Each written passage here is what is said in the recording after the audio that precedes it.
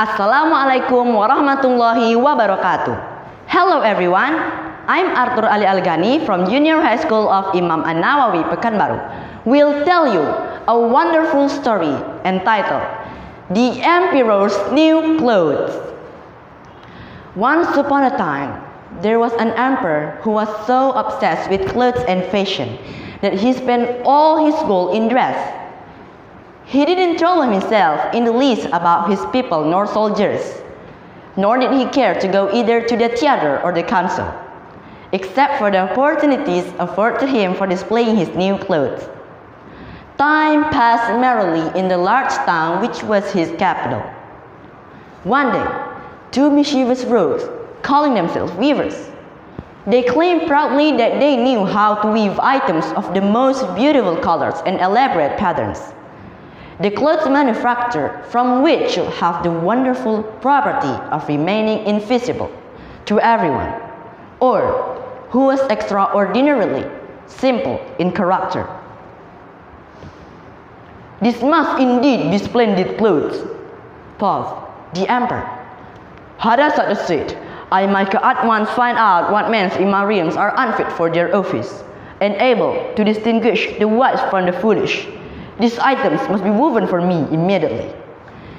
And he provided them with a large sums of gold so that they might begin their work. So the two pretended weavers set up two looms and affected to work very busily, though in reality they did nothing at all.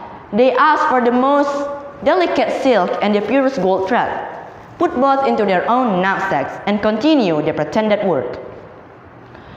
I should like to know how the weaver's getting on with my clothes, thought the emperor to himself. But he rather embarrassed when he remembered that a simpleton or ones unfit for his office are unable to see the manufacture. To be sure, he thought, he had nothing to be with his own person. But yet, he preferred to send somebody else to bring him information about the weavers and their work. All people throughout the city had heard about the wonderful clothes, and all were anxious to learn how wise or how ignorant their neighbor might prove to be. I will send my faithful old minister to the weavers, said the emperor. He will be best able to see how the clothes looks, for he is a man of sense, and no one can be more suitable for his office than he is. So the faithful old minister went into the hall where the knaves were working with all their might at their empty looms. What can the meaning of this? Thought the old minister, opened his eyes very wide. I can see a little bit of thread on those looms. However, he didn't express that he thought aloud. The impostor requested him to come closer to their looms and then asked, How was the clothes, sir minister? The poor old minister looked and looked, yet he couldn't discover anything on those looms. What? Thought again. Is it possible that I am a simpleton? Can it be that I am unfit for my office? No, it must not say it either. I will never confess that I couldn't see the stuff. Well, sir minister, asked one of the knaves still pretending to work, how was the clothes? Oh, it's excellent, replied the old minister. The colors and the patterns, yes, I will tell this to the emperor without delay, and how beautiful I think them.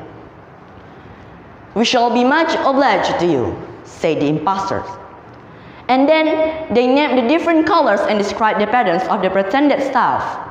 The old minister listened attentively to their words in order that he might repeat them to the emperor. And then the knave asked for more silk and gold, saying it was unnecessary to complete what they had to begin. The emperor himself wished to see the costly manufacture while it's still on the looms, accompanied by a select number of the officers of the court, among with the old minister, who had already admired the clothes. They went into the crafty impostors. If your majesty will be pleased to look at it, what a splendid design, what a glorious color! Thought the old minister, for he imagined that everyone could see this exquisite piece of workmanship. Truly? Thought the emperor to himself.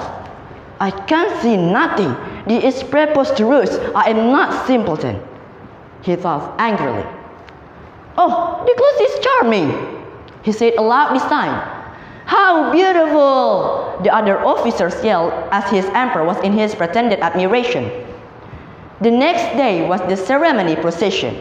The emperors came to the weavers, and the roach raised their arm as if in the act holding something up, saying, "If your imperial majesty will be graciously pleased to take off your clothes, we will fit on your new suit in front of the looking glass."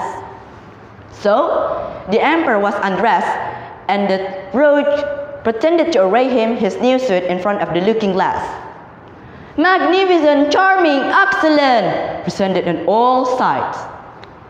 "The canopy which is to be borne over your majesty in the procession is waiting," announced the chief masters of the ceremony. "I'm quite ready," replied the emperor.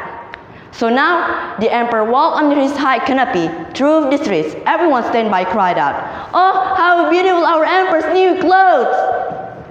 "But the emperor's wore nothing at all," said a little child. "What does a little child say?" had whispered to one and to another. "The emperor's wore nothing, the emperor's wore nothing," at last cried of common folk. Of course the emperor was vexed, for he knew that his people were right. However, the two mischievous rogues had left after the city and never came back. The end. Moral value from this tale is, first, don't let pride or fear keep us from speaking up. Second is, children will tell the truth when no one else will. That's all from my story. Thank you for your attention. Wassalamualaikum warahmatullahi wabarakatuh.